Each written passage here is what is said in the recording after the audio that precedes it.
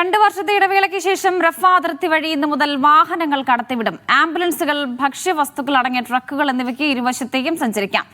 Egypt സുരക്ഷാ ഉദ്യോഗസ്ഥർക്കൊപ്പം European union ദൗത്യ സംഘവും ഫലസ്തീനി സുരക്ഷാ ഉദ്യോഗസ്ഥരും ചേർന്നാകും അതിർത്തി നിരീക്ഷിക്കുക.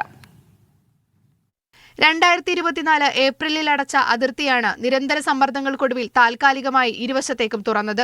പ്രാഥമിക നടപടികൾ പൂർത്തിയാക്കി ഇന്നു മുതൽ വാഹനയാത്ര അനുവദിക്കുമെന്ന് ഇസ്രായേൽ സേന അറിയിച്ചു. ഗുരുതരാവസ്ഥയിൽ ആശുപത്രികളിലുള്ള കുട്ടികളും സ്ത്രീകളുമടക്കം ഫലസ്തീനി രോഗികളുമായി ആംബുലൻസുകളും ഭക്ഷ്യവസ്തുക്കളുമായി ട്രക്കുകളും ഇരുവശത്തേക്കും കടക്കും.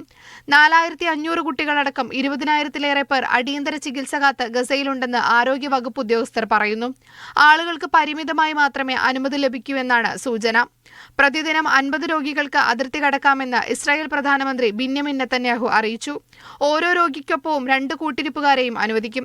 അതേസമയം രാജ്യം വിടുന്നവർക്ക് ഗസയിലേക്ക് മടങ്ങാൻ അനുമതി ലഭിക്കുമോ എന്ന ആശങ്ക പലരെയും പുറത്തു കടക്കുന്നതിൽ നിന്ന് പിന്തിരിപ്പിക്കുന്നുണ്ട്.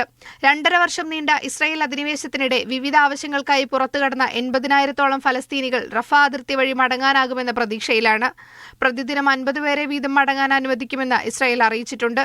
2 വർഷത്തിനിടെ കഴിഞ്ഞ വർഷം ചെറിയ ഇടവേളയിൽ രോഗികളെ കൊണ്ടുപോകാൻ മാത്രമാണ് റഫ അതിർത്തി തുറന്നിരുന്നത്. International desk, media 1.